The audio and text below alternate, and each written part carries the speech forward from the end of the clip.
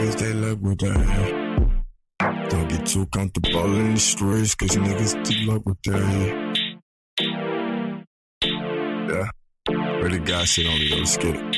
I got a 5-course meal on my collar. You could eat a lobster and steak with a pot full of snakes. God steady blessing my partners. Bernie with the bowl, but I'm Trump with the dollars. Rapunzel on the wrist, rose gold, 8 hour. Head full of diamonds, hand full of scholars. Picture what you pickin', pickpocket, egg robber. Batman trying to beat Bane with a bottle. Tell him sick come, he don't want a problem. Red hair still, river dancing on the island. I'm from Riverdale, so you know I'm staying silent. But at the same time, my silence is a Bible. In the strip club, it's 30 on my arrival. They gon' either praise you or either dislike you. Either way it go, my sniper probably a guide to 360, so you know who I'm around to. Asking worker man, what the fuck you been up to? Feeding my families, that's friends who got stuck to. Yeah, cause and effect, off of my death. God only bring a real nigga to the steps. I looked at my phone, saw shadow with death. I turned Kanye, cause he still gon' protect. I turn God when I roll up the dope. Roll up the dope. Roll up the dope. Roll up the dope. Skirt. Whipping the ghost. Ghost. Whipping the ghost. Ghost. Whipping the ghost. I peel off when I whip with the ghost. I know we're with the ghost. We're with the ghost. We're with the ghost. And I'm with the ghost. Amen. Pray to the coat. Pray to the coat. Pray to the coat. Amen. Amen. When I pray to the coat. When I pray to the coat. Yeah. One soul. Stay in my lows. Stay in my lows. Stay in my lows. Stay in my lows. Stay in my lows. Stay in my lows. Stay in my lows. Pull up the rose. Twist up the blows. Twist up the blow. Twist up the blow. Twist up the blow. Twist up the blow. Yeah. I'm God, so that bitch a go. Yeah, that bitch a go. That bitch a go. That bitch a go. So that bitch a go. Yeah, that bitch a go. Go. Pull up the roll. Pull up the roll.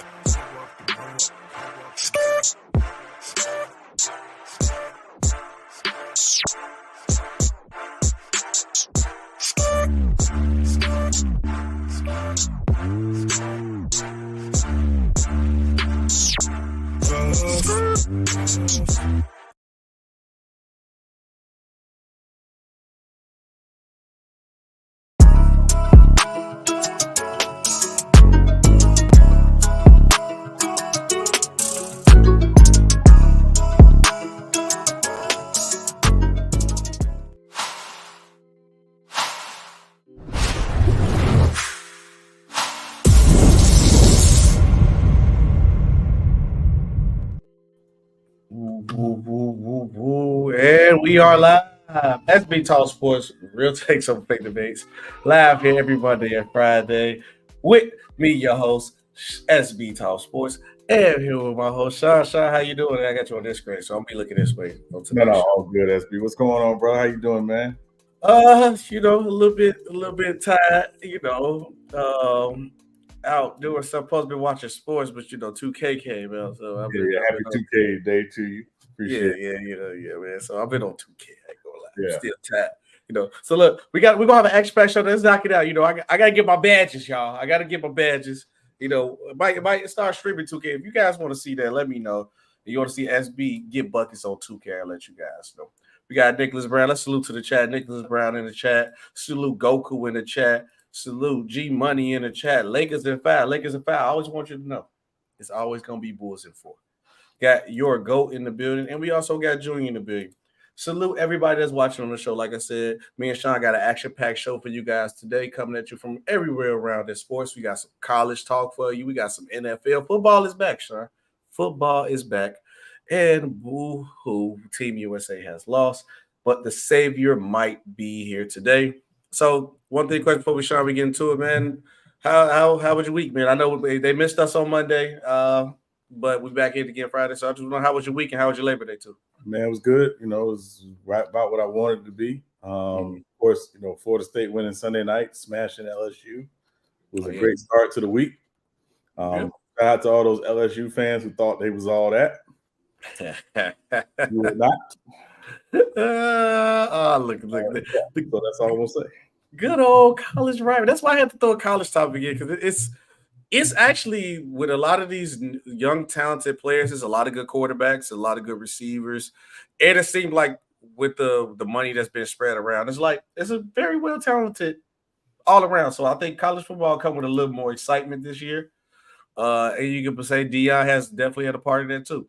But getting to the topic of the shows, obviously, as you see, Team USA has lost. Speaking about a team who didn't have a lot of talent, Germany has ended Team USA's FIBA World Cup run in the semifinals.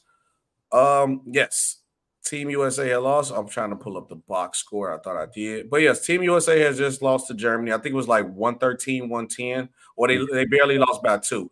And 2-point game. And what I usually notice every time I hear something about like Team USA, and when I try to keep up about what's going on with them, they always down at like, yeah, Team USA rallied back down for 10. Team USA rallied back down for 21. It's a lot of things that was concerning with this team. So first thing I want to ask you, Sean, before I get to my point on this soliloquy on this, was you shocked that Team USA didn't win? You know what? Not Tyler. Noah Lyles, you say world champions or what? So we're not the world champions right now. So was you actually shocked that Team USA didn't win? And what was your major concerns with this team? Well, sometimes you know how you can win a game and have concerns. If you go back to the Montenegro game, there were definitely some concerns. Yeah. And today, you know, to me, the reason why they lost was twofold. Number one, they couldn't clear the boards. Germany had 25 second chance points, which tells me you're not clearing the boards. And you know, it was a lot of, you know, when you make the you know, the conscious decision to switch everything, right? And a lot of times your guards and your wings end up, you know, rebound side or basket side to get rebounds. There were a couple plays where, while I think Anthony Edwards was the team's best player, he just flat didn't box out. He's literally rim looking and not identifying, you know, that weak side rebounder. So that was a big issue. And then and while I know people are going to say, oh, you know, the roster construction, you got to give Germany credit. They moved the ball very well today. I think they had 30 plus assists on 40 made field goals. So they weren't doing it one-on-one. They were doing it with ball movement. They were making the extra pass. They had, you know, Team USA, you know, scrambling a little bit, particularly on some of those second chance opportunities. So that was a big thing. And people are going to make, you know, the claim about the roster construction. That's a part of it. But I think a lot of it comes down to, you know, fundamentally, you know, how do you make adjustments against certain teams? Germany plays with size. Teams like Spain like to play with size. France plays with size. You know, so I think it's going to come down to that. That said, it's not the Olympics. It ain't. And for me, there were only 3 guys that I thought guaranteed themselves an Olympic spot from this FIBA run. I don't know which 3 you got. Okay, let's see. I'll tell you after this. Go ahead. Who you got? Who your 3? So Anthony Edwards, obviously. Agreed. Mikal Bridges for me. Agreed. And Tyrese Halliburton. Those are the 3 that I thought guaranteed themselves a spot in Paris next year with this FIBA run. But who you got? Actually, I fully agree with your 3. I actually fully agree with your 3. I know a lot of these Laker fans in here are going to be like, Austin Reeves. Nah, Austin Reeves is going to happen, because if we actually bring the big guns out, I don't think Austin Reeves will even get time. So you had to look at it from a realistic perspective of who can actually make the team and get time. And yeah, Anthony Edwards, I agree. Mikal Bridges, I agree. I love Ty. You know how much I love Tyrese Halliburton. I am a big Tyrese Halliburton fan. But only other person that I could say, and it's only because of the problem that we actually have with our team with size, I maybe say Jared Jackson might return. I just to go away from the Halliburton pick, just to be different. But my 3 is the same 3. I think those 3 guys solidified their spots. They all was impactful with multiple ways. You see, Brandon Ingram didn't get no tick, because Brandon Ingram couldn't figure out how to be effective. And when you play for Team USA, you got to work around different ways. Now, my aspect on the game, and I see you guys commenting in the chat. I'm gonna show you guys some love in 1 second after I give my take. See, my problem with Team USA was it was more with not the roster. It was what I was saying before the show. Is like Steve Kerr, and I wonder, like, is he like a small ball merchant because of what he won with? And I'm like, you playing all these teams with size, and you have not adjusted yet. And the two losses that they have are teams who play big and they dominate on the boards, and it was second chance points and 3-point shooting. So I feel like, why don't you play a Walker Kessler? Why is he not getting no play time? Like, okay, the rebound battle was 28-30. It was looked close, but if you, like you said, watch it during the game, it didn't seem as close as it was unless you looked at it on paper. So my question was, like, is it Steve Kerr with was his coaching that he was worried about that? That's my problem. Was just like, is he just too used to playing small ball, or can Steve Kerr make a elite adjustment? That's my problem coming in. Yeah, I mean, I think that's a reasonable argument.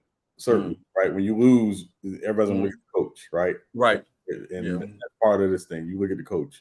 And again, I think there were things that Steve Kerr and the coaching staff, because it's not just him, he has a coaching staff, they could have done better. That said, I think it was just a cavalcade of things. I think, again, the roster construction is a concern. I think stylistically, you know, what's interesting and probably enough people don't talk about this is stylistically, the way the Team USA play is the way the Euro teams play. The difference is they've been doing it longer, and they just do it more fundamentally. Right, go ahead. Yeah, and I know Brandon Ingram missed the game today. He was out with an illness, and that was, you know, I'm blessing him. Go ahead. Yeah, no, he was out with an illness, so I know he didn't play today. But that said, I think you know he could have found out a better role, or carved himself a better role. I thought he should have been kind of like Olympic Melo a little bit. You know, it's kind of like that designated, off the bench. That said, you know, I think there was just a lot of things. And, you know, while Steve Kerr's going to get some smoke, Grant Hill is the director of Team USA basketball. He is the one who ultimately, you know, puts this roster together just like Jerry Colangelo did for all those years. So Grant Hill, you know, has got to get a little bit of smoke too. I got much love and respect for Grant Hill. A bit of smoke too, because this was what he put together along with the coaching staff. So, you know, I think it's going to be interesting. Now, again, Paris is next year. This roster is not going to Paris. Oh, no. It is good, but it's funny you say that though, Sean. Before I say that, because let's get to the chat. All right, Fubu, shout out Fubu. Salute, Fubu's in the building. The ghost says salute, Fubu. He said, Wutich said, Team USA in the end just wasn't constructed properly. Didn't have enough 3-point shooting to match Lithuania and the size to match Germany. Agreed. So Boy Wonder says, salute, Boy Wonder. Lakers at 5. 113, 111 score. Flight Sports TV. Big homage to Flight Sports TV. Make sure y'all shout out to Flight Sports TV. You got the headphones on. Julia said, those other national teams have been playing together for many years. USA is a collective of talent that alternates every couple of years. This team was never going to win. I wouldn't necessarily say never, Junior, but my problem is, but the first thing you said, that is our problem. So I want to talk about this for a second, though, Sean. Do you think we just need to have a set team, or do you think we still good enough? Because I think the world has caught up enough to be competitive. So can we still do that, rotate different talented players every year and think we still be fine, or do we need to like solidify a team, even if they're not NBA players? I would just say like a well-balanced talent of people who just a group of players who just go straight over there and play all the time. I think it has to be a combination of the two. To be honest with you, obviously you need talent to win, right? But if you go back, every year in the Olympics, the scoring differential got smaller and smaller between Team USA and everyone else, right? The Dream Team won by an average of like 42 points a game, if I remember correctly. The Atlantic team was the team in Atlanta was really, really good, but their scoring differential was not that of the original Dream Team. Same with the 94 FIBA team. You know, so it's always been like that. The world has caught up, for lack of a better term. But I do think, you know, when the team lost in 2004 and the 2006 team lost, the FIBA team lost as well. They finished third. you know, they basically demanded a 3-year commitment from guys, right? Summer commitment. So even if you weren't playing, you went to training camp and things like that. Like it was like that. I think they got to get back to that fun thing of, hey, listen, if you're going to play in the Olympics, we need this commitment from you. Yeah. Now, again, you understand a guy who's of advanced age who just went to the finals or in a deep playoff run. Jimmy Butler. You can understand, like, if somebody like that says, hey, I can't commit. We just went on a long run and I need the summer. But for the most part, you do need guys to commit to in camp. We're going to figure this thing out. And the roster that we take to camp is largely the roster that's going to be representing Team USA. Yep. Good question, Julian. Boy wanted to say fundamentals will always conquer over flashy skills and flashy basketball. That is facts. I think we fell in love too much with flashy basketball, and I think that's the real reason why we behind. It's cool to be flashy, it's cool to get the sauce or the crossover, but I think you still need to keep fundamentals first, then add the stuff on top. You can't go to Street Fighter and just know all you gotta do is throw a Hadouken and you don't know how to punch a kick yet. So you like, oh, I know how to do the Hadouken, but hey, how you kick again? Hey, is it A to kick or is it X to kick? Why? Like, it don't work like that. You got to know the basics before anything. He said DS-17, Dennis Schroeder, and AR-15 was going at the end of it at the near the game. Yeah, I ain't gonna lie. Hey, Austin Reeves, I'll be kind of down to Austin Reeves. I just hated y'all gas Austin Reeves like he just finna win. How people talk about Austin Reeves, he finna win most improved next year. They already say he better than who they say he was better than. I think they said Austin Reeves better than Tyler Hero. Austin Reeves without doing that. Yeah, Austin Reeves better than DeMar DeRozan. And I'm like, bro, y'all wild. I'm like, he good, he nice, he better than for an undrafted pick. That was a steal by the Lakers. And I'm shocked that the Lakers actually move like this because the Lakers usually just, bag, get the best talent, and we're gonna move on. But to get a gem like Austin Reeves undrafted, that's great. That was a good job by the Lakers. Yeah. Yeah, Boy Wonder said the NBA did a disservice to the young prodigies coming up because they are putting this small ball on display, and these young prodigies think they don't have to play under the basket anymore. That is true, but I think it's a couple international guys that's actually bringing the big man style of ball back. Jokic, Joel Embiid. Who can't play for Team USA, by the way. Embiid is eligible to play for Team USA. Is he going to play? Well, I mean, again, with Embiid, he has to be careful because of his injury. So, that's why I don't think he's ever really committed to playing international basketball. So, yeah. If you as the owner of the Sixers, are you letting Joel Embiid play? I'm not familiar with Joel Embiid if Joel Embiid wants to play. Okay. Yeah. I'm saying, he's going to be hurt. See, he go from first round to second round. He said in the Olympics, but the World Cup should matter too. Yeah, I agree. The World Cup should matter. Yeah, it matters. Don't get it twisted, Gridiron. I agree with you. It does matter. It's just a matter of, again, everybody knows the big dog is 2024, 2028. It's the Olympics. Yeah. And then 2 more comments, and then I get some of you more you guys comments, but we got to go to the next topic too. Boy Wonder said the best American big is Bam Adebayo, which shows you that the world is catching up to us. And our defensive player of the year got bullied by Daniel Theis, who isn't even in the NBA no more. Ugh, that's yeah, but it's also a crime that Daniel Theis, who is a quality NBA player, is not in the NBA. Should be in the league. Indictment on Daniel Theis. I think it's an indictment on 30 NBA teams who said none of whom said we can use a Daniel Theis. Yep. And then so let me put us right here because I got something to show you guys. And the last comment is, of course you're gonna say LaMelo because you're a big LaMelo guy. Flight said LaMelo should be on Team USA. So speaking of guys who's going to be on Team USA or could be in Team USA, Mr. LeBron James is in the news again. LeBron has to be in the news every time.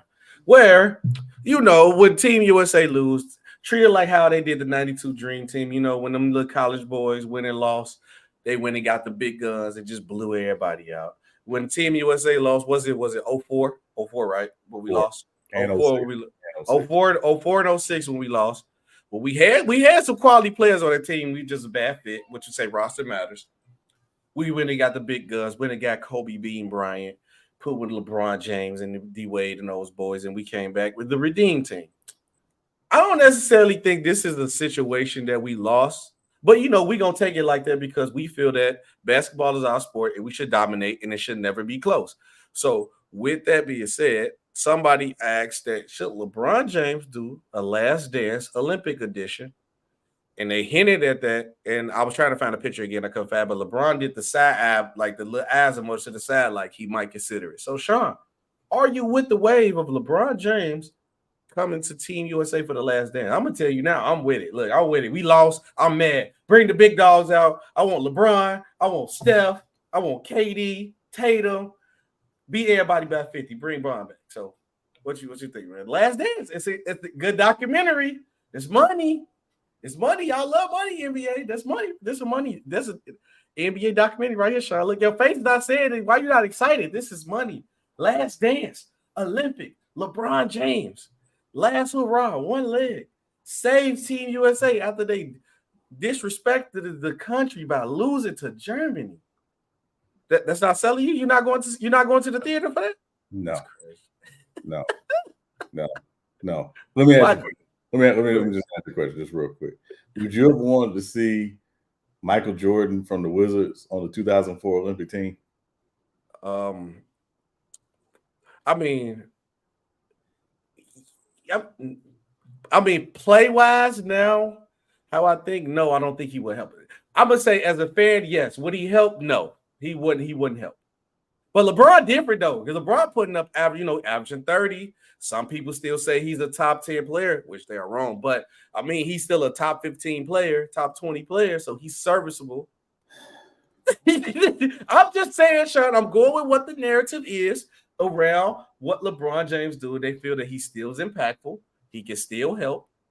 He's better than Wizards Jordan, though. No, I'm saying from the perspective of the last time we saw LeBron in the Olympics was 2012 for a reason. Yeah. Right. We didn't see him in 2016 because they just went on just going on a finals run. And we obviously didn't see him in 2020 or 2021, excuse me. Yeah. And also, let's just be honest. LeBron has missed more games in his Lakers career than he has his entire career.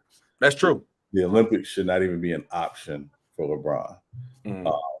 It should not. Now, if this is going to be his last season, which I hope it is, then I think it's a good way for him to consider going out. But otherwise, no. If he's going to come back for another season after this season, no. Yeah. If he's in Paris, it better be taking Savannah on a vacation and nothing else. But I mean, you also could put it together. He do want to play with Bronny. I think Bronny got pushed back with the heart thing. Get well, young fella. I might push LeBron and put Bronny on Team USA with LeBron. He go out with a hurrah and he get to play with his son. LeBron got the pull to do it. He do. Yeah. Let's go. Salute Bees too. I see you in the chat. Let's go ahead talk to the chat a little bit more. Drew said he will help Team USA simply because he's LeBron James. I mean, yeah. I think he can bring leadership. I don't want to see LeBron playing 30 minutes a game on Team USA. I think a good 20, 25 minutes, majority probably in like the fourth and like in the late second, late first. That's why I want majority of his minutes to be like more of the impactful time. Yeah, I mean, that's it. And this is what we have to realize, right, in sports. Don't focus on the name, focus on the game. Right. Everybody's going to look at LeBron, the name, and say, oh, yeah, LeBron can help. Right. But let's focus on the game. Now, and I agree with what it is. He said we can't keep leaning on these aging stars to come save the day. Our upcoming youthful players have to step up. Agree, because one thing about this too, though, the league is in good hands. I can say that. But a lot of the league being in good hands are international players. But our USA stars, I'm trying to think like, okay, we got what? Tatum, Booker, Shea from Canada. He's Canada. I'm trying to think. I guess Bam. Ant-Man. Everybody, every time I think of a name, I'm thinking of an international. Wemby is there, or Scoot Henderson, maybe. But that's the problem. Just as much as I can name these guys, I can do Victor, I guess Giannis wants to count Giannis on the tail end. Giannis on the tail end to you, or is he still good? Yeah, Donovan Mitchell, Andrew said in the chat is good choice. I would think Good Donovan choice. Mitchell. Yeah, I mean, Yeah. listen, it's not that the U.S. could not send a talented roster over there, and I know we got to move on here shortly.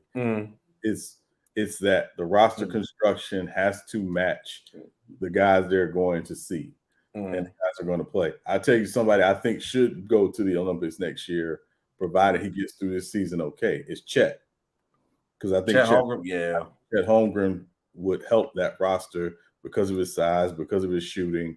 Like, I think he would be a big help to that roster. So I hope he gets through this, his first official season healthy and has a chance to go to Paris next year. Oh, yeah. We could see it happen. One thing I think LeBron could help with, then we're going to move on. We got to talk some NFL football. I want you guys' opinion on this in the chat. I don't know if Goat, if you still here, one of my mods still here. Let's do a poll in the chat. Would LeBron James being on Team USA be a W or L? Like, would it be beneficial? So W or L? That's all I want. Goat, if you still chat, make that poll for me. Let's see what everybody thinking of the chat. Will vote for that. Only thing I think that's very beneficial. I think he can bring great leadership, and I think LeBron James has the pool to get other players to play. That's it. I think, like, what's going on South side of Atlanta? What's going on, everybody? I see a lot of y'all coming in the chat. We're going to switch over to the gridiron side. But that's like I said, I think if LeBron James goes to there, maybe we might get a KD. We might get a Curry.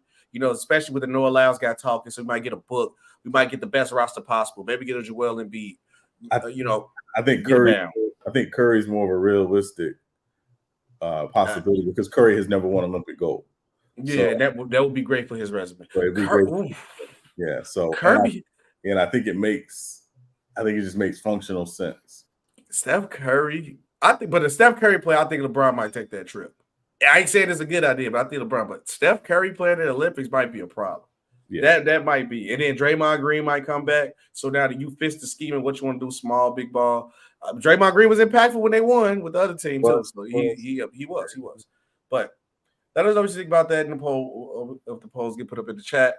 Like I said, Sean, we got to switch over to the gridiron side. Football is finally back, Sean. And I'm happy that is football back because it's the best time of the year or week, every Sunday, maybe Thursday, might get a Monday, might get a Saturday day, but we got a Thursday night game, and it kicked off the season with your NFC North division winners, the Detroit Lions. I mentioned I said that for a reason. Y'all gonna find out later why I said that for the reason. Your division winners, NFC North prediction, beat the Super Bowl champion Kansas City Chiefs. Right. And all I'm gonna say is this, and everybody gonna be mad at me because they're gonna be like, SB, you ain't keep the same energy. We're gonna talk about college Colorado later in the show, where Colorado beat Nebraska, and you gave them all the credit, but you finna take shots at the Lions. All I'm saying is this. I missed the majority of the game. I caught a little bit of it. Mahomes was dotting it up. The Lions was pretty solid, especially with the run game. I know you said their defense was questionable, but my whole point is this. You beat them without two of their main pieces by 1 point. I think that's concerning. Well, let me say this. Detroit was missing one of their big pieces in Jamison Williams. He's been missing since he's been in the league. Well, what I'm saying is, Kansas City was able to play a little more stout up front. They were able to bring a little more safety help down because the Lions didn't have anybody who could stretch the field. Right. Which Jamison Williams does. So, listen, the Lions didn't make the schedule. The NFL did. Right. The Lions didn't hurt Travis Kelce. The Lions didn't tell the Chiefs not to pay Chris Jones his worth. Which is crazy to me. Yeah. The Lions showed up and played the team they were supposed to play on the schedule. So please don't make the mistake of discrediting the Lions in this game, right?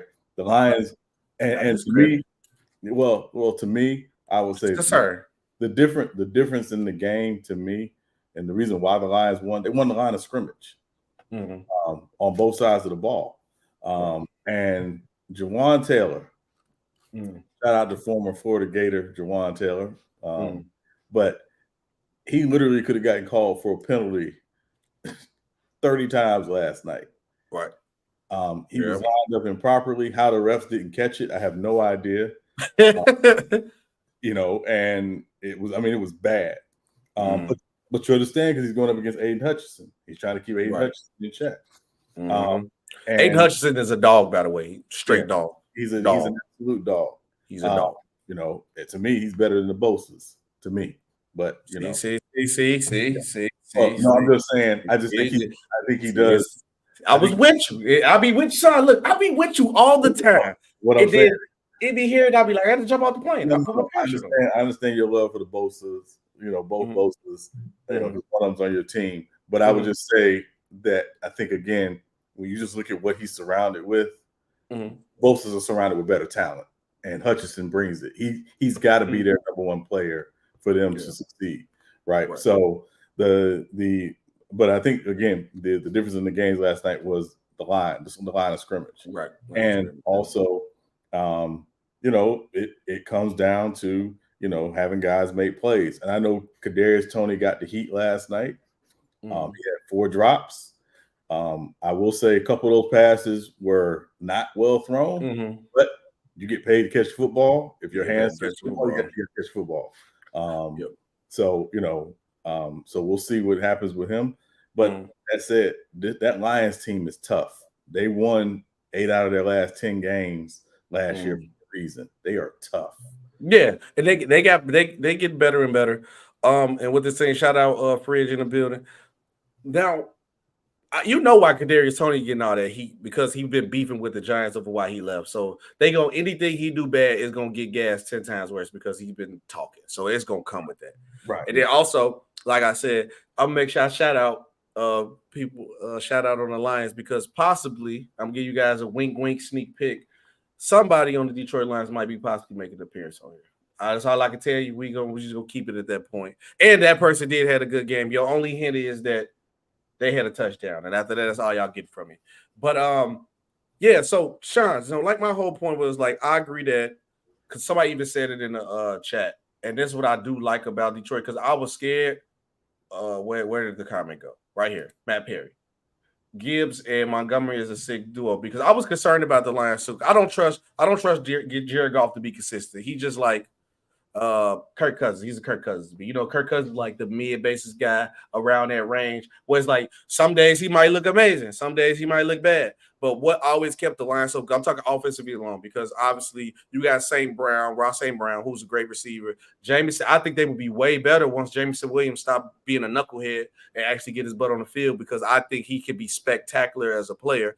I was scared when they lost Jamal Williams, but when they got Montgomery and they drafted Gibbs, I'm like, oh, okay, they running it back. So they're gonna be pretty much solid. And I think they run game is the key for them to be successful. I don't think Jared Goff can carry a team like a Patrick Mahomes in this situation. Like it was Patrick Mahomes or nothing with the Chiefs. It was definitely Patrick Mahomes or nothing.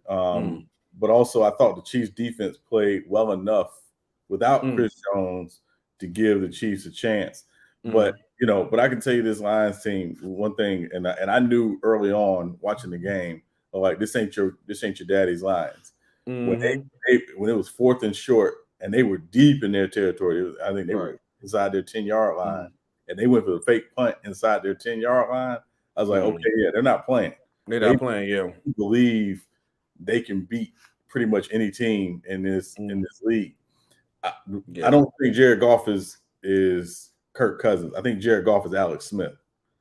I think you can win with him, but I don't think you're going to win necessarily because of him. Because of him, 1 or 2 throws a game, but I think for the most part, because he missed. There was one throw he missed last night, and again, he completed the shot, but he had Ross St. Brown like literally streaking down the sink, and had he hit him, it was 6. There was nobody near within Ross St. Brown.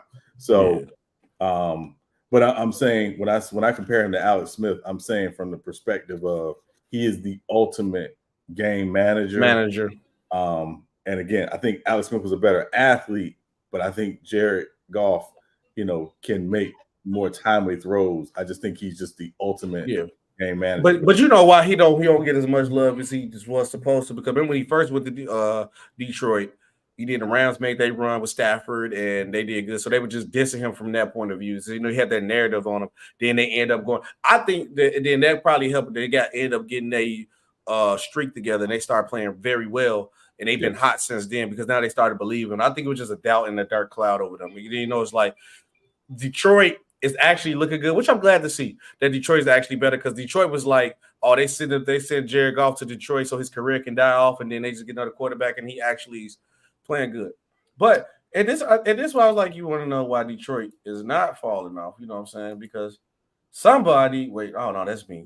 That's the right person winning that division. I didn't just slip up.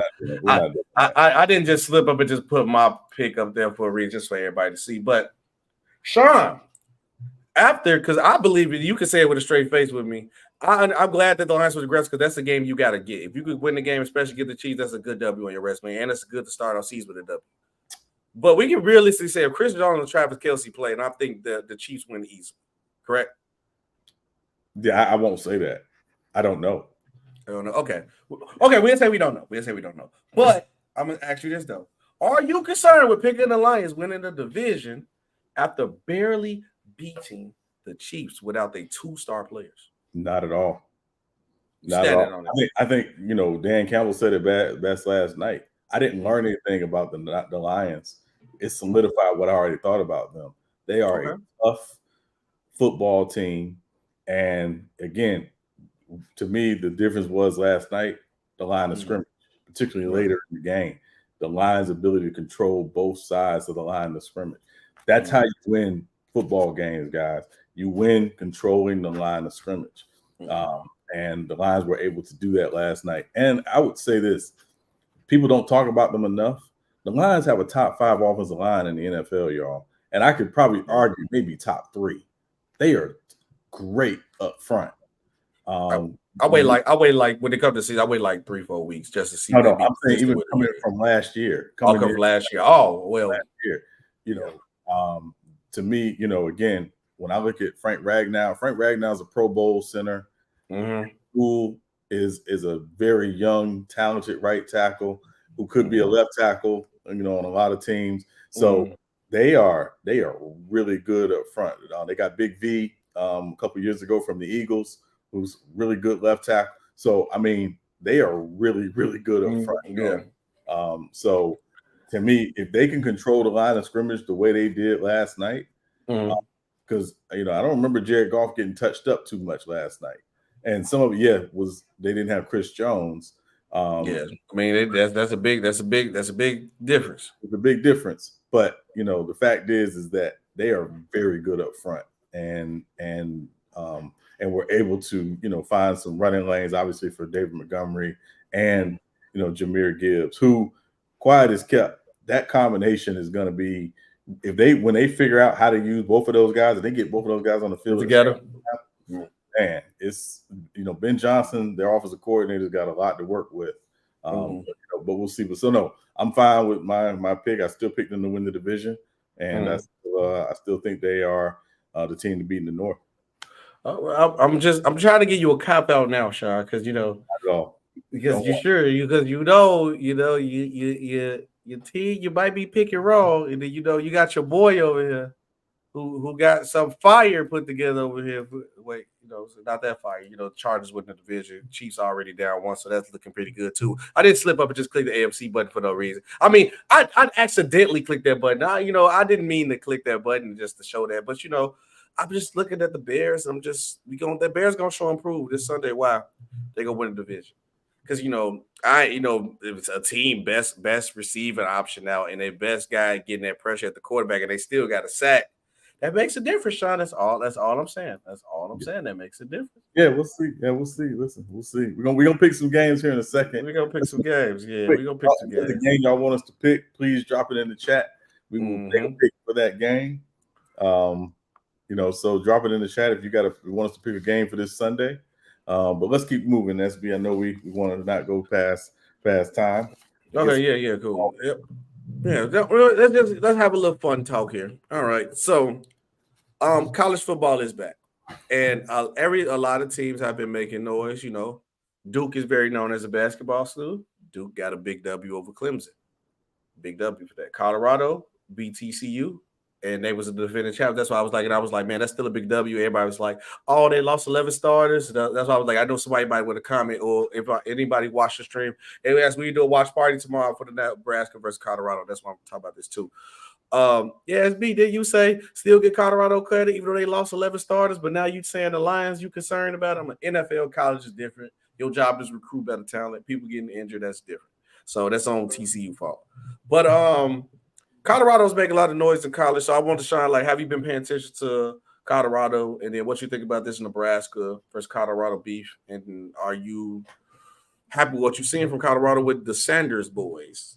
Well, I mean, listen, Colorado and Deion Sanders, made significant moves in the transfer portal. That team that won one game last year, that's not this team.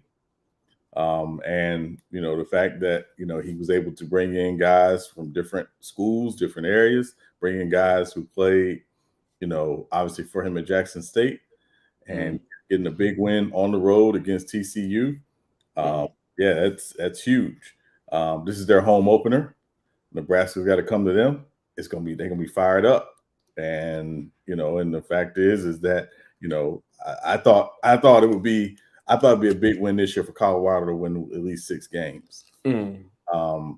Because again, they won one game last year.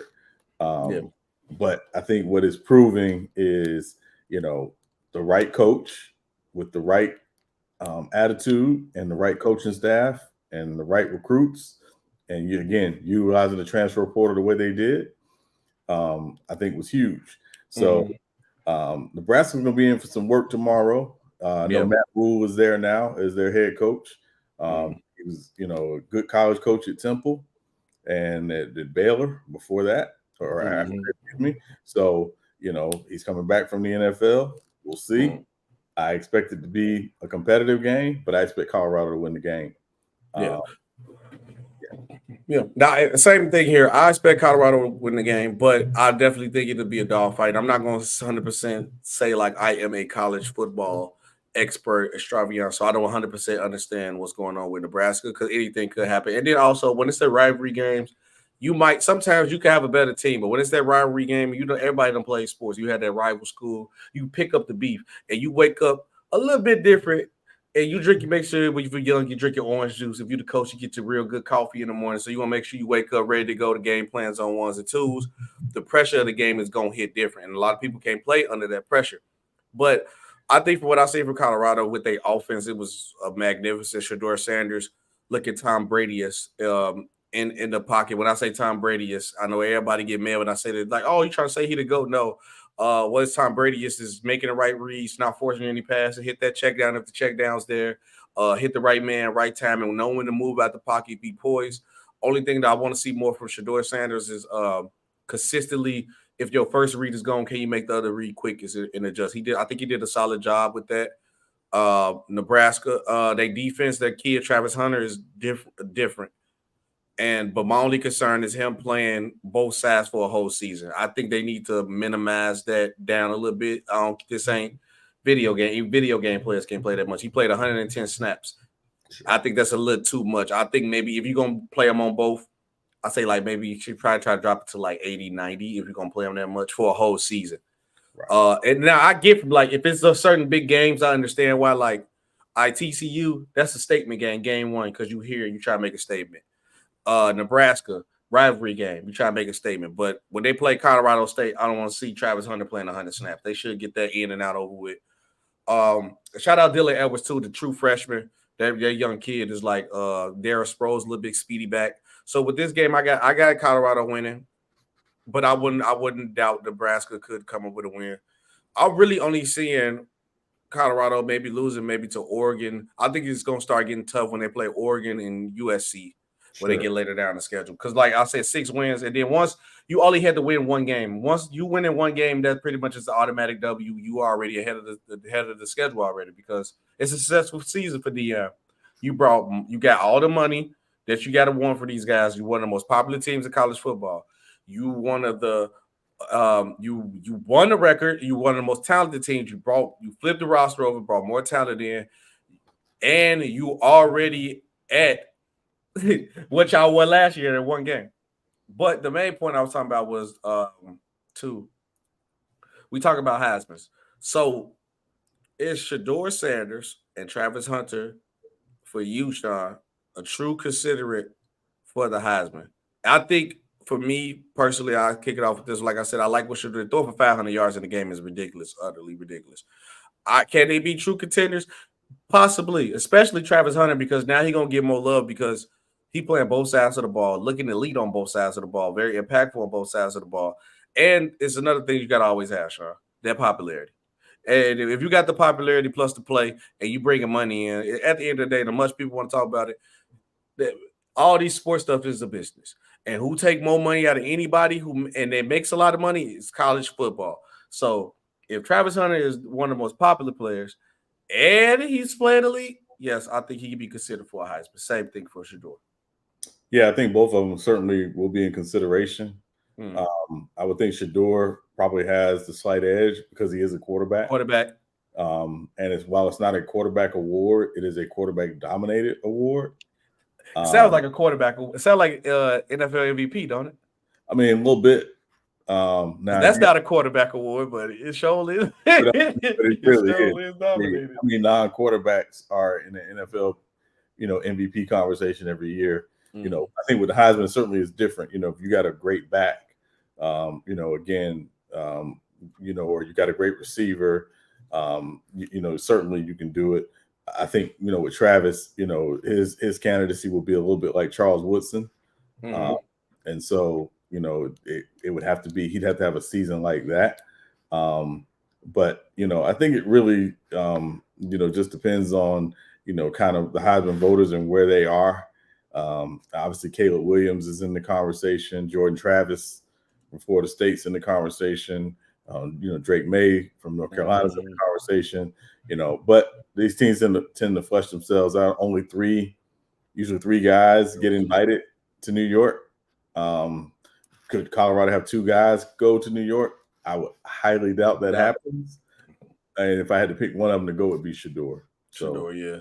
But I don't know. I think Travis Hunter got that popularity. But it depends. If Shedeur play like how he played like the first game, but I doubt he throw over 500 every game. But if he get close to say 300, and Jackson I think he threw 46 touchdowns. I'm thinking on top of the head, and 8 interceptions. If that, you can check it up. You could double check before, but it was his assist turning ratio was pretty high. So if he do something like that, he come in here because everybody talk about Caleb Williams. Caleb Williams throwing 50 and 10. So if he do something like that with those type of numbers, it'll be hard not to let the quarterback go first. But everybody loves how Travis Hunter playing both sides of the ball. Yeah, he threw 40 touchdowns, 6 interceptions last year. 30 That's ridiculous.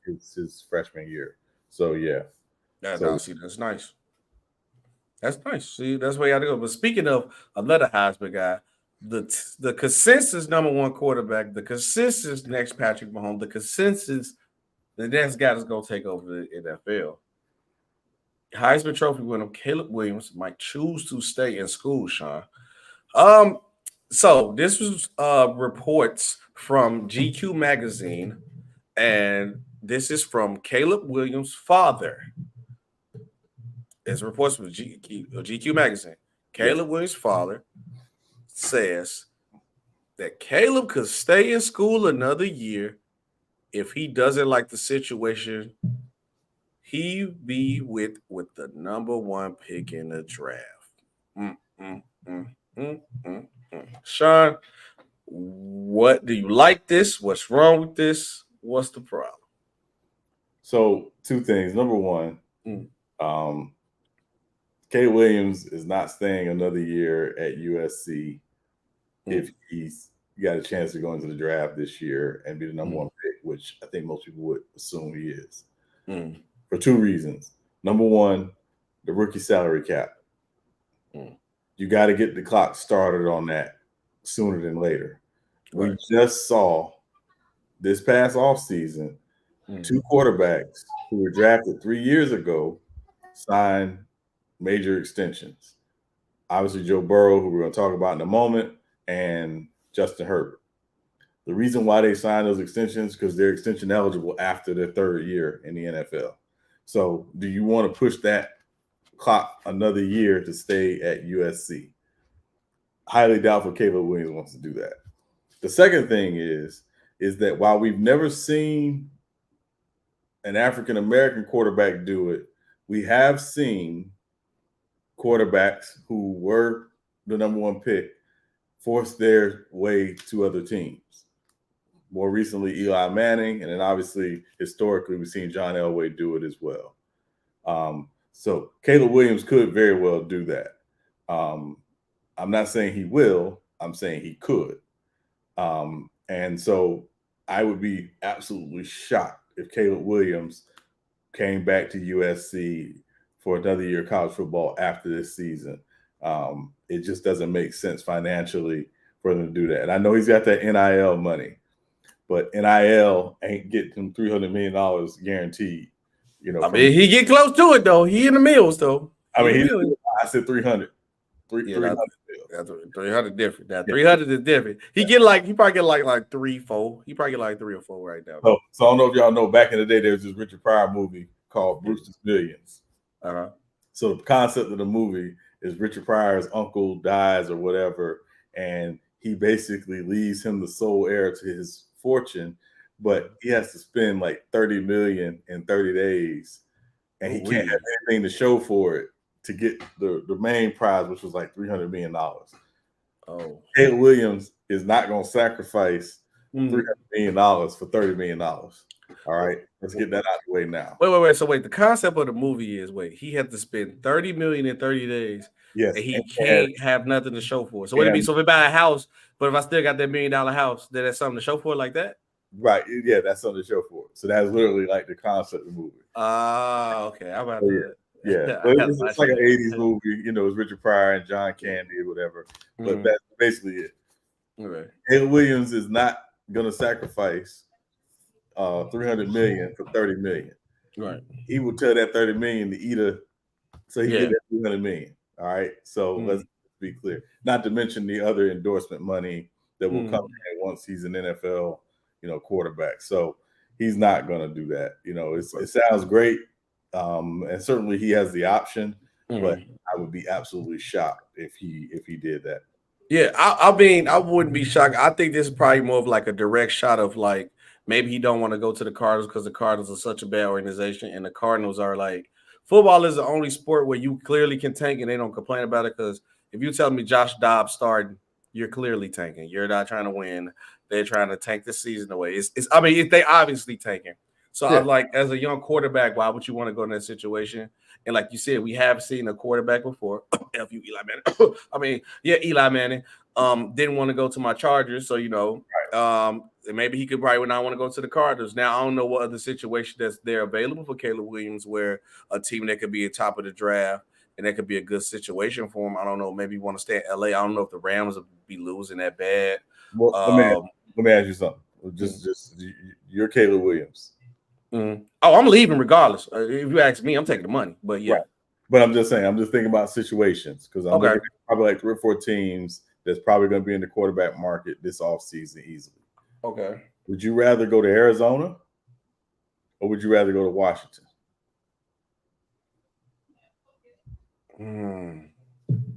I mean, city-wise, we was talking about this earlier. City-wise, probably Arizona.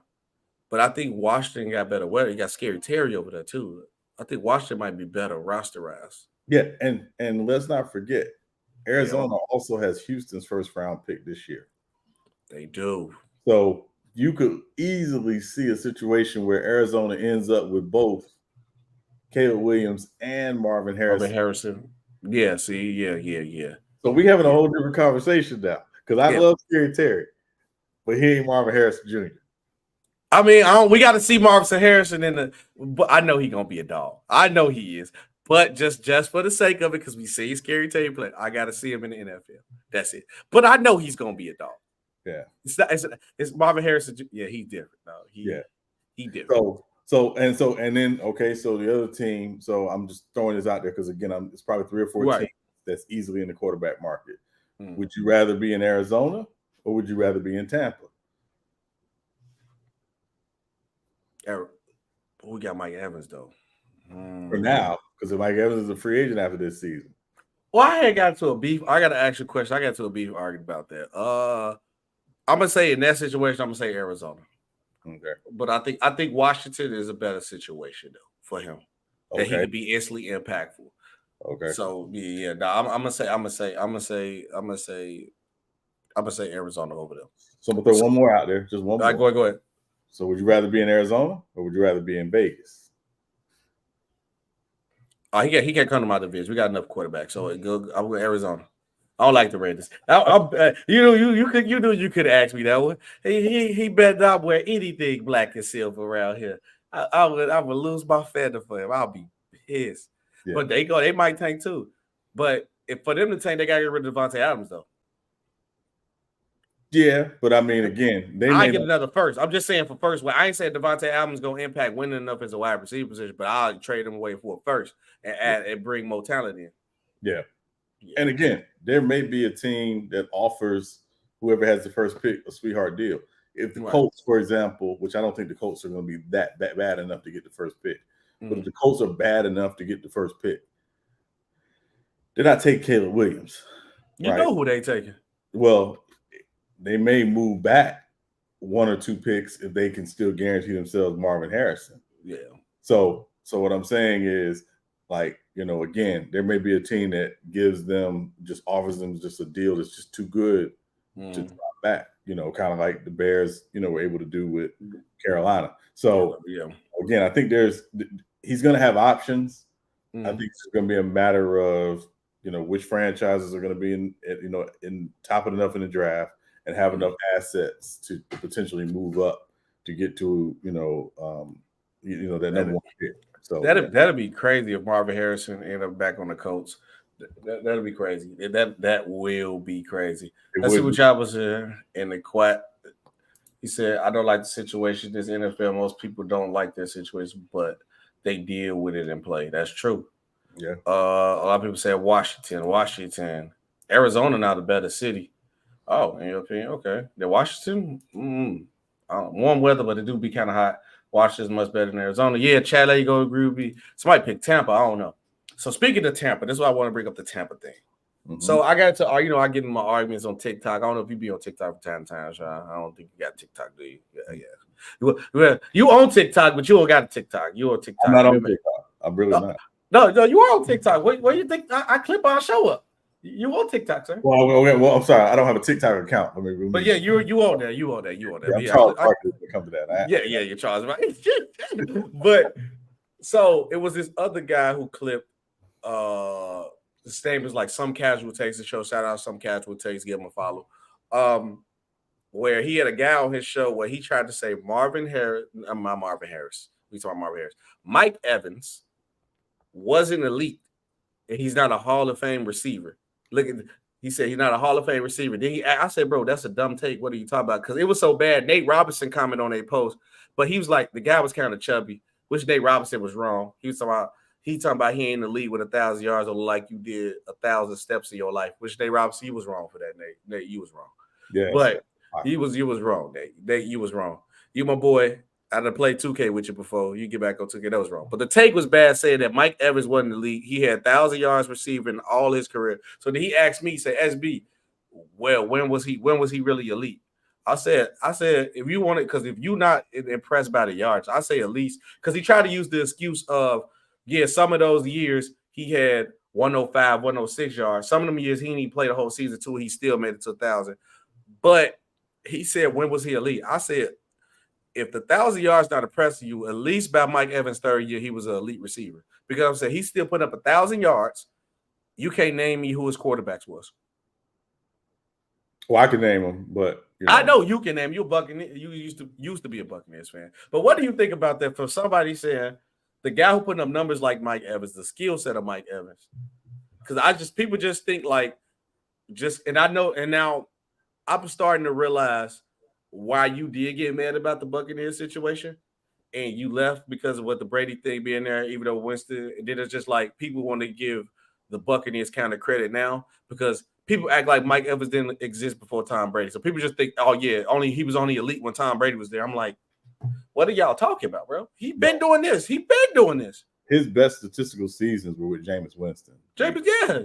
To be honest, like they were on track to like be in that same conversation statistically when you look at statistics of Harris or Manning and Harrison and Younger and Rice, like, and those duos that get to play together for an extended period of time.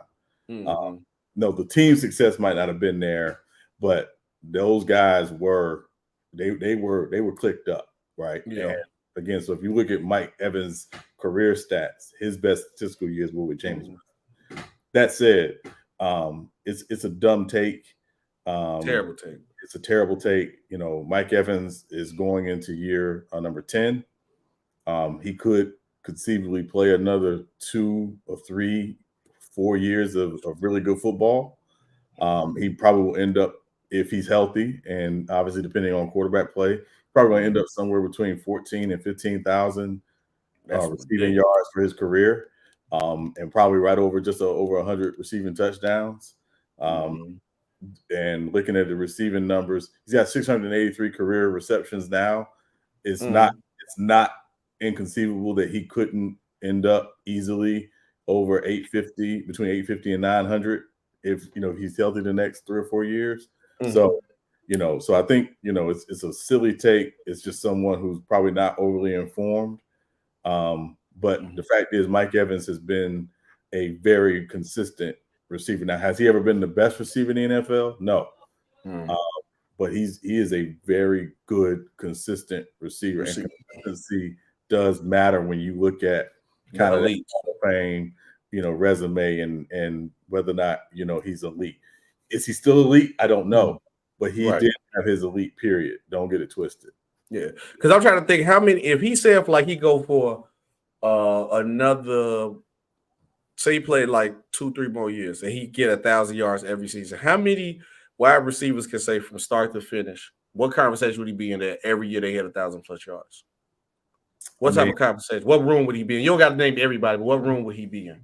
I mean, that's Jerry Rice level when you talk about that type of consistency. Because a big part of it too is health, right? Right. And he's a guy who's largely been healthy. He hasn't missed a lot of games in his career. I think the most he missed was 1 year he missed 3 games. And he still had almost 12,000 yards that year. Yeah, and so exactly. So, so I think, again, it will be interesting to see, where he ends up once his career is done statistically. But I mean, is he on track? Absolutely. He is on track. Well, Sean, when did the NFL start? Was it like 17 games now? 17 games? It was like last year? 2 years ago. 2 years ago. So I'm going to count from 21. So 2020 it probably started. Or 2021 it started. So 2020 he played all the games 16. 2019 he played 13, so he missed 3 games, like you said. The next season he played all games with 16. Then the next season he had 1,001. He missed the game, still had 1,000 yards. His third year he played all 16. His second year he missed 1 game. He played 15, and he didn't start in one of those games. And his rookie he played 15. He missed the game, and still gave you 1,000 yards. So even if you're trying to argue that some of the years where he barely made 1,000 yards, which was only like 2-3 times. If he was still playing another game, he would have still got it cleared 1,000 yards easier. So I didn't really understand that take of it. Yeah, I was gonna play it, but I'm just like, it ain't even point to play it. I just thought about it when we said the Buccaneers. But yes. So Sean, hold on. I meant to grab my notebook. Do I got my notepad somewhere? Hold on. Because I gotta keep tally of this. Hold on. Yeah, it failed. So it's time for SB versus Sean NFL pick of the week. So me and Sean gonna have a little bit. Obviously, we already got something going on with the with our division predictions. And what was the bet that if I win, you got to wear some Charger like? If the Chargers win the division, I got to wear a LT jersey, and if the Bears win the division, I got to wear a Walter Payton jersey. Okay, and then if who'd you pick? Was it the Saints? No, it wasn't the Saints. Who was the other one? Lions in the North, and then Chiefs. I got to wear something Saints like. You got to wear something. No, you got to wear something Chiefs. Chiefs. Oh, see, that's. Yeah, I know. It's meant to be painful. It's meant to be no, they ain't. You gonna look nice with the light blue with the stripes, man. You gonna look real nice. I got a white LT jersey, so I'm good. Oh, okay. I don't got nothing that Chiefs like. So yeah, that's not in my household. Not in my house. It's not gonna happen. All right, we're not gonna probably go down like every list. But I'm gonna keep tally of who we picking though. So just in case, I'm gonna do SB side right here, so I can have it right down because and I got it on tape too. So Sean, Sean might try to run away from his pick. Not at all. Not at all. Once he loses, so we're gonna double write it down. And actually, you guys in the chat, let's see what do you guys think about picks? All right, Sean, let me see. We did the Lions and the Chiefs. What about the Bengals versus Browns? That's worth talking about. Yeah, absolutely. All right, let's do Bengals versus Browns first. All right, guys. Bengals versus Browns. Sean, you do the honors. You go first. Who you got? I got Cleveland winning this game. Joe Burrow and the Bengals have struggled against Cleveland. First game of the season, Joe Burrow missed a lot of camp, obviously. And I have the Browns as a playoff team. I got them winning the division. Yeah, I know you have them winning the division. I have them second in the division. And let me say this. And again, the best pickup the Browns made, non-player pickup the Browns made, was getting Jim Schwartz. That defense is going to be nasty. Myles Garrett is going to be in that defensive player of the year conversation. Well deserved. And watch out for Zadarius Smith on the other side. We know what he does, when he's in a great situation. So I got the Browns winning that game. I got Cleveland. Yeah. Before I say my pick, only problem I have with this map, bro, is that the AFC is so deep with talent. I think it's gonna be hard for one division to get 3 teams. If they pull that off, I tip my hat to them. But I think the AFC is so talented. I think it's gonna be hard for one division to have 3 teams. This could happen in the NFC though. You see it happen last year in the NFC because they trash compared to the AFC. But I think the AFC is too talented for it to happen. But yeah, for my pick for this game, I'm definitely going with the Browns. Pretty much for everything that you pretty much already hit it on the head and said. I think the pressure on the quarterback is going to be the difference of this game. And also, don't be surprised if you actually get a little bit of, not necessarily saying Texas Deshaun Watson, but I think I expect him to play better. And if he don't play better, he got them running backs behind him. But I think the key component will be Joe Burrow will not be able to beat Joe Burrow. I think the pressure that they will get to him as a quarterback, I think that'll be the difference makers in this game. So I'm definitely going to pick in the Browns too. And I got to pick them. I got to win the division. So you can't start 0-1 and win your division. I don't think it's possible. Well, you can because the Chiefs are, but that's neither here nor there. All right. See, look, there we go. We're telling the people lies here. All right. So now we on to the next game.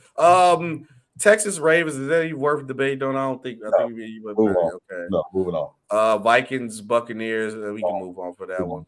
Falcons, Panthers, we can move on for that one. We can move on. Although I do expect Bryce Young to play really well. Yeah. His opening game, but we're not. I think for like a young talent perspective, I think this would be a good game to watch. I think they're gonna be nice and like young talent. And please, Atlanta, use Kyle Pitts to trade him. Please, like this man had 1 touchdown last year. They wasted this young man talent. This man could be one of the best. Look Kyle Pitts has been on the cheese right now. This man will be looking like Shannon Sharp 2.0 by now. Like, come on, man. Use Kyle Pitts. With 2 teams that you want Caleb Williams to go to, the Cardinals and the Commanders, we can skip that one. Yeah. Colts, Jaguars? Move on. Okay, cool. All right. I know we're moving on from this one. First of all, I'm mad because I had hopes, and I had a clip I was going to post it, right? So I edited the clip when I said this clip. I'm like, yeah, I'm going to post this clip right now. The second I'm going to post the clip, Nick Bosa has just re-signed with the 49ers for 100-something. I was mad. 49ers versus Steelers, Sean. Who you got? I made the first pick last time. You go first. Okay. Actually, I'm a shock you with this one. I'm gonna go with the underdog team in this situation. And it may be because I'm mad that Nick Bosa got signed, but it's cool. But I'm gonna actually go with the Steelers on this. I think the Steelers gonna get an upset. And what we know from football is this. Everything's possible happening in the beginning of the season. I think the Steelers defense is actually going to put pressure on Brock Purdy. Is Brock Purdy playing, right? Is he playing? He is playing. So I want to still see what is he that guy? And one thing that I can trust is that Steeler head coach, Mr. Tomlin. Always gonna have the defense ready to play, and I think they finally got tape on the kid, so I think he's gonna have his defense prepared in all angles. And don't forget about the wide receiving core of Johnson, an NFL young boy. I'm gonna call him an NFL young boy, not his name because he's a dog. That boy is a dog. And I think with Kenny, all Kenny has to do is just be average, score when he needs to score, put the ball places where it needs to go. And yes, I know the 49ers is one of the most dominant defense and then have one of the versatile offense, but I think it's been like a lot of drama going on with this 49ers team because I think the defensive power, yes, you can say they even, or the 49ers might be better talent, but I think play-wise, they're just about even. And it's really going to come down to unless the 49ers run game is just over the field dominant, because I don't expect Brock Purdy to just dominate the Steelers defense like that. I don't see that. I can't see that happening. So unless they Debo and McCaffrey just run up and down the field, run down, then that's when I really see the 49ers winning. So for me, I'm going to lock in the steel curtains because I think their defense is going to be dominated. I think Mark Tomlin is going to have them better. And I think expect a solid game from Kenny Pickett. I'm not saying he's going to throw for 300 yards, but I say he could probably give you like a good 2 to 220 maybe. Or Najee Harris might do a good job. So I'm taking the Steelers. I agree with you. What? What? We picked it. Yeah, I'm still in the game. I think it's gonna be a close game.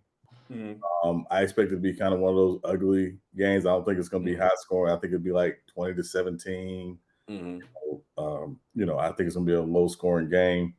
A lot of people talk about TJ Watt, but let me say something. If y'all have not watched Alex Highsmith on the other side of TJ Watt, he is an absolute dog. And he had 14 and a half sacks last year. I expect the Niners will have to help on him. Because if you let him get off, it's going to be a long day for Jeremy Lin. For Jeremy Lin Purdy. So I would say, and again, they kind of flip Watt and him, that they move those guys around quite a bit. So I expect the Steelers to win. And I want to say too, the Steelers have made one underrated move this offseason that a lot of people have not talked about. A lot of people talk about their young receivers, which should Pickens, Deontay Johnson, who's been very, very good.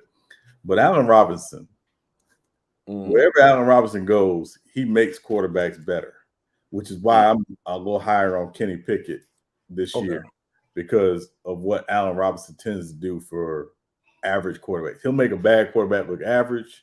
He'll make an average quarterback look better. So I really like that move for them. 49ers secondary, I think that's their weak link. I think there'll be some opportunities there for those three guys and Freiermuth to make plays. I'm going to be curious how well Pittsburgh will be able to run the football, if they can get the play action game going so they can get some of those one-on-one shots down the field to those guys. That said, I'm taking Pittsburgh. It's at home. West Coast teams traveling east, not always the greatest thing, particularly early in the season. Especially early, yeah. Do tend to start off a little slow. So, Oh, and I forgot Anna's in Pittsburgh too. So you got to take that consideration. I ain't gonna ask you about the next because you got a Saints head on your head. So Saints versus Titans, we don't need to talk about that. I don't want to talk about it. I don't want to talk about it. Yeah. Raiders Broncos, we damn sure not talking about that. So we can go and skip past that. Even if they was good, we not talking about the Raiders over here. All right. Well, I mean, we have to if it's a good matchup, we have to talk about it. I mean, we don't have to, Yeah, I mean, I understand, but I'm just saying. We run the show, but not playing. I'm just saying, we can't, we got to make sure we reach your wide. We got to be right out. Okay. So that's all. You're right. I had to be fair. Eagles versus Patriots. We can talk about that one. I think we can talk about that. I mean, I got the Eagles. The Patriots suck. True. Your team suck. True. So Eagles. Yeah. Go ahead. I don't have to tell you why I'm picking the Eagles. You pick the Patriots. I dare you to pick the Patriots. Oh God, no. Oh, okay. No. Okay. No, I have the Eagles as the most talented team in the NFL. Especially NFC. definitely in the Eagles is NFC, crazy. the most talented team in the NFL. Eagles is hilarious. Eagles is hilarious. But I will say this game does intrigue me because I'm going to be curious to see what Mac Jones looks like under Bill O'Brien. Everybody talked about the offense, the Patriots offense last year, and certainly that was a big concern because you had Joe Judge or Matt Patricia, or they didn't have, and now they have an offensive coordinator with Bill O'Brien. This is a make or break year, I think, for Mac Jones in terms of his long-term future in New England. And I think what will be interesting is the Eagles, if they had one Achilles heel last year, was their run defense. And Ramondre Stevenson is tough. I think Zeke will be used, more in the goal line and more in short yardage situations. But if the Patriots are able to run the football and able to basically kind of, slow the game down and keep that explosive Eagles offense on the sideline, I think it's going to be a close game. That said, I don't think that's going to happen. I think the Eagles win the game by 10 easily. I got the Eagles by 20. I hope they win by 20, just so I control true. Seahawks versus Rams. No, we ain't gonna talk about that. Yeah, because I think like the Rams ain't looking as good. Yeah, we're not talking. Yeah, we're all right. So at least I think these last 4 we definitely gonna talk about because we got the Chargers versus Dolphins, Bears versus Packers, Giants versus Cowboys, and Bills Jets versus Bills. Yeah. And I think with these 4 we finna disagree a lot because I know 2 we finna disagree right off the bat. I'm gonna tell you right now. So I'm gonna go ahead and write it down real quick. Write it down. Let me put the lightning bolt next to it real quick. Chargers versus Dolphins. I got the Chargers. All right, let me talk. We got the better quarterback. No, we got the better offensive weapons. Because of the quarterback, we got a better running back. Our line is better. Our defense is better. I don't think the defense is better, but we can have a about that. Our defense is better. I'm on my roll right now, Sean. I'm on my roll. Look, everything about the Chargers is better. Everything is better. Our coach ain't better, but everything else is better. All around, I believe in everything. We're going to come into play. With this Dolphins team, there's a lot of things concerned. I think you add a lot of moving pieces with this team, and you got to see how to fit. You bring a Tua back. Yes, he did play like an MVP level. Wait, let me see. Is this in L.A. or is it in Miami? It's in L.A. I was in LA, so okay, that's even better. So look, they had to travel to LA, so that's good. They got a little jet lag on the plane, so -5 points to them because of the jet lag. So you got to add that to the fact. Then we got a better quarterback who's gonna come in and play. See, we not missing pieces. We got our weapons. We got Keenan Allen. We got the young rookie Quinton Johnston. We got Chill Everett. We got all our weapons around the board, and Austin Eckler is back. Chargers easily winning about 2 touchdowns, sure. 2 touchdowns. Easily? Wow. Okay. Easily winning. Because I don't think Jalen Ramsey out, right? He's still out. Jalen Ramsey out. Ramsey's out. No, Ramsey's out. Jalen Ramsey's out. Yeah. So now we good. Carving him up. So now, I'm picking the Chargers. Now let me say this. Before I tell you my pick. The one thing that intrigues me about this game is both teams have new coordinators on different sides of the ball. Obviously, the Chargers have Kellen Moore as their new offensive coordinator. How much of the offense is going to change, under Kellen Moore? I think he is going to be really good for Justin Herbert and that offense. But the Dolphins have Vic Fangio, and we know what Vic Fangio is as a defensive coordinator. He's one of the best defensive coordinators of the last 30 years. I ain't going to deny that. So to watch that chess match, I think is going to be very, very intriguing. I think what will decide the game is the other side of the ball. How much, will the Chargers offense be able to slow down that quick passing game, that time, that timing passing game that the Dolphins want to play with Tua. So I think it's going to be a close game. Go ahead, make the right choice. I really want to pick the Chargers. I really want to pick the Chargers. You don't want to pick them. No, I really want to pick the Chargers. But I really want to pick the Chargers. But Brandon Staley's still the head coach. We gonna get past that. We ain't going for 4 for 12 this year. We ain't doing it this year. No, I'm just saying Brandon No, Staley, he's terrible. he's still the head coach. So I'm going to take the Dolphins by 1 point. I got 27 Dolphins. Now, look, I agree with you. Well, you notice when I went on my like fanboy soliloquy, you notice I said everything is better, but I did say I did say our coach was better. I was like, yeah, we wide receivers better, quarterbacks better, line's better, running back better. Our coach ain't better, but everything else is better. Everything else is better for sure. Yeah. All right. Bears versus Packers. Sean, I picked first on the last one. All right. So I'm taking the Packers in a close one in this one. I actually think that Jordan Love's gonna play really well. And I'm a little higher on the Packers defense than most people. I think the Packers again. I think that this will come down to the Packers' ability to keep Justin Fields in the pocket as much as possible. If they're able to keep Justin Fields in the pocket, and I think they can, I think that will slightly limit what the Bears' offense is able to do. But I do think the Bears' offense will have some one-on-one opportunities. I think watching DJ Moore and Jair Alexander go at it is going to be a lot of fun. Because Jair Alexander, quiet as kept, is probably one of the 2 or 3 best corners in the league. Yeah, he'll get enough credit they deserve. About enough. So I know the game's in Chicago. I know it's going to be rowdy. But I still have major questions about that Bears offensive line. Sorry, Bears fans. I have major questions. I love what they've done turning over the roster, but I still feel like the Bears are just a year away in terms of getting the right pieces on the offensive line. And defensively, I think the Bears will be good. I don't know if they'll be good enough. So I got the Packers in a close one. All right. Now for me, I'm picking the Bears. And not just because I'm from Chicago. I think the Packers, their problem with them is that they're dependent too much on Jordan Love, and there's too much of a question mark. I'm not going to go off of a question mark picking my team. Yes, their defense is very solid. But if you're telling me majority of their offense is dependent on if Jordan Love can actually take that next step, I'm not believing in that. I'm going to go with the team where I know how they run their organization, how they run their team. The Bears always been defensive dominant. Their defense, no matter who's been on the floor. When Roquan was there, we was dominant. Roquan left, they still was a solid defense.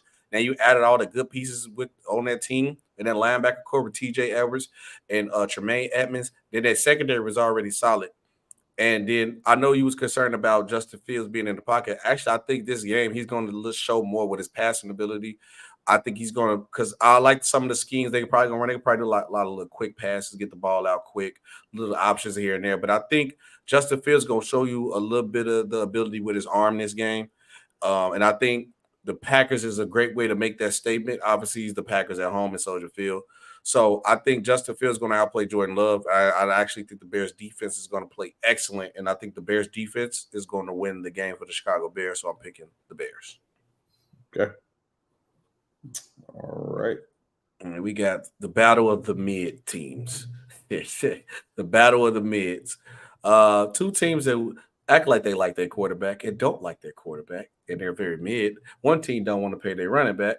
Giants versus the Cowboys. Your first. And it's in New York. I know, Todd, you might be watching. This one is kind of hard because it's like I don't know what to expect from each team because, all right, Daniel Jones, I never trust Daniel Jones. There's nothing you can make me say I trust Daniel Jones. It's not going to happen.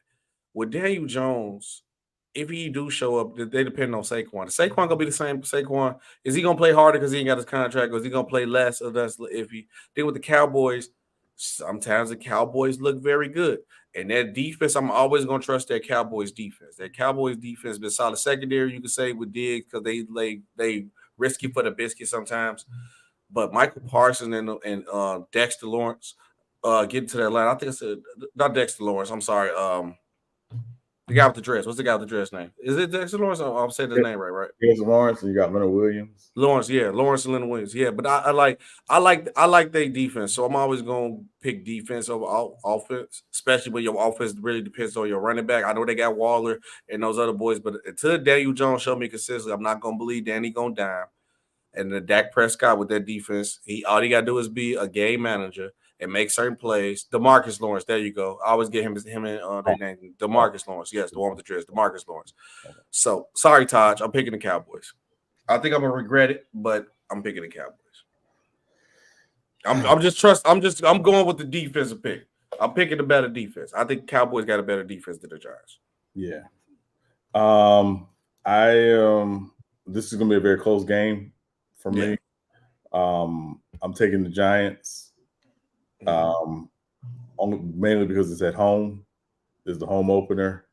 And I don't know if the Cowboys have anyone who can cover Darren Waller. I expect Darren Waller to have a very good game on Sunday because I think the Cowboys, while they are very good defensively and nobody's going to, take that away from them, I just don't know if they have anyone who can cover Darren Waller. And I think Brian Daboll is going to find very creative ways to get Darren Waller the football. Also, I know a lot of people are looking at, looking at Daniel Dimes and things like that and looking at the Giants receiver core.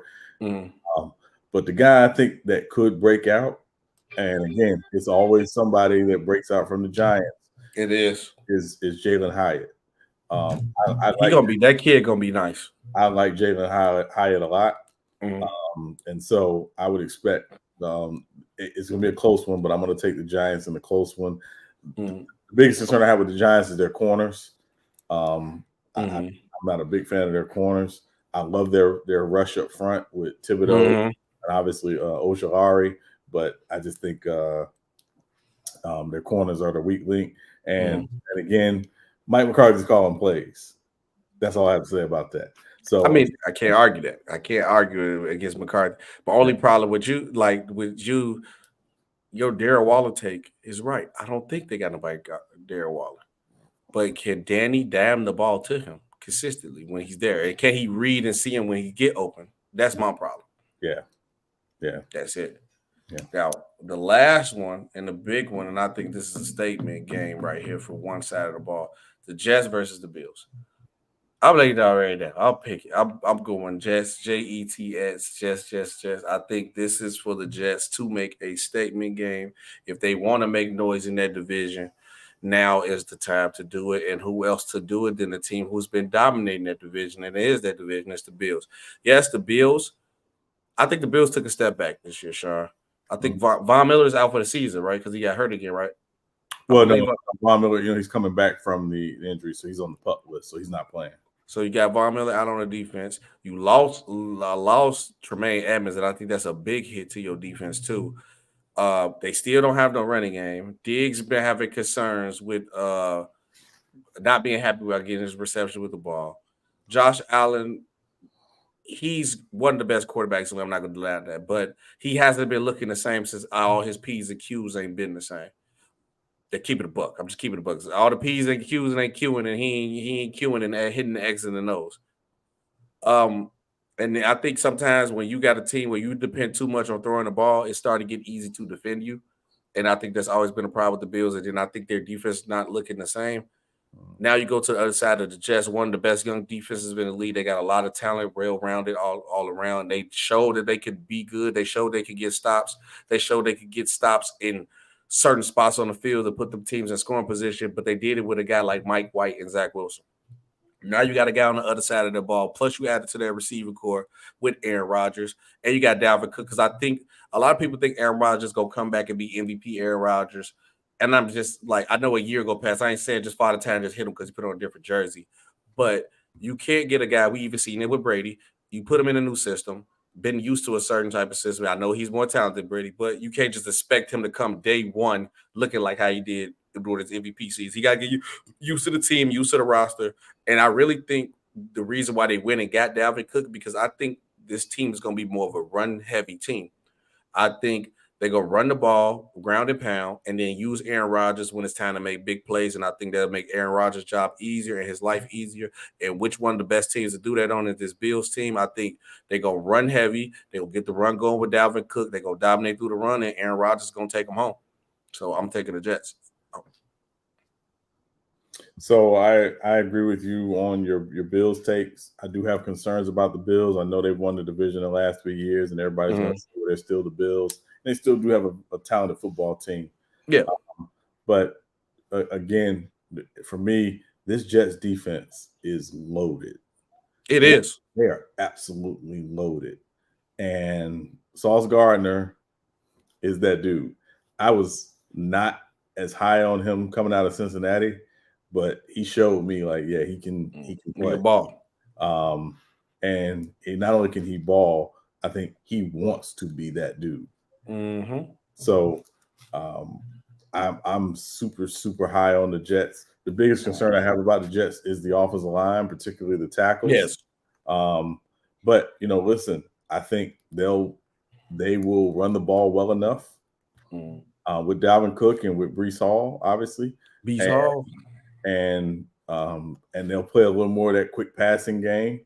And Aaron Rodgers knows his offense because it's Nathaniel Hackett. Aaron Rodgers Nathaniel Hackett was the offensive coordinator in Green Bay for many years. So he knows the offense. It's his offense. So they run the same scheme? The same scheme. So, okay. Well, he good there. So, I didn't know that. It's not Brady going to Tampa. Brady to Tampa's like, no, that was a whole different scheme when he first got to Tampa. They changed it, for Brady.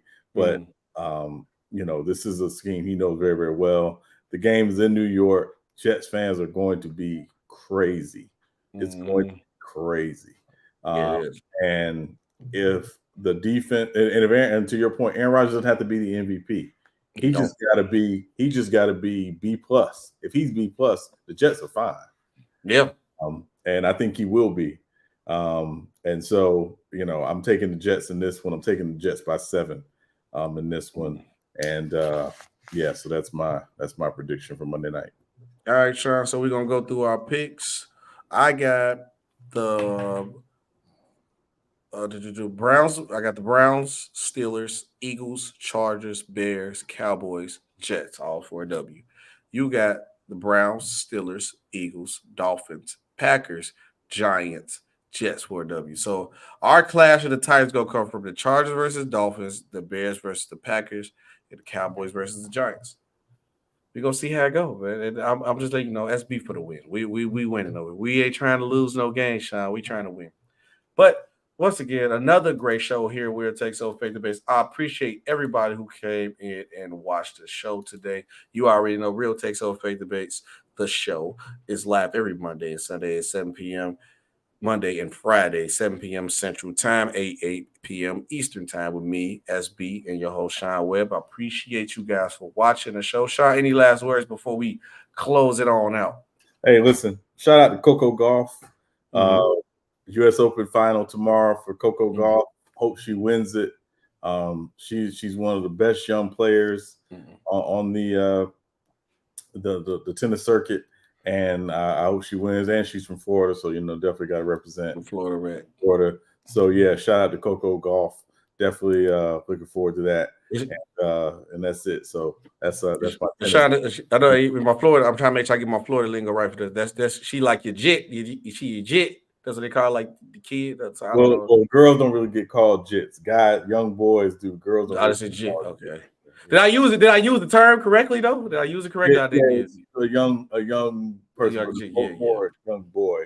Yeah, we don't really call girls. See, now I just gotta get my dreads back with the wigs and give me some goats. To use jit like that, but that's neither here nor there. I know Kodak still says so. I know Kodak like the biggest. Yeah, Kodak, but that's neither here nor there. Yeah. You got to support him. He's Florida, man. He's Florida. Yeah, I don't. Oh, God. All right, man. See you guys on the next show. Real Takes Over Fake Debates. SB and Sean until we on to the next one, man. This is a good show, man. See you guys on Monday. Peace out. See you later.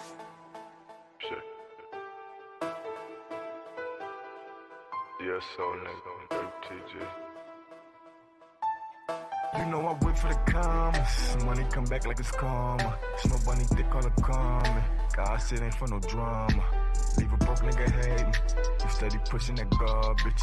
Got a slug in my first. She steady showing the cars. Kobe with all of my niggas. Shorty do all of my niggas. Snow bunny dripping with thickness. I tell her to hop in the whip. She get to grab my phone.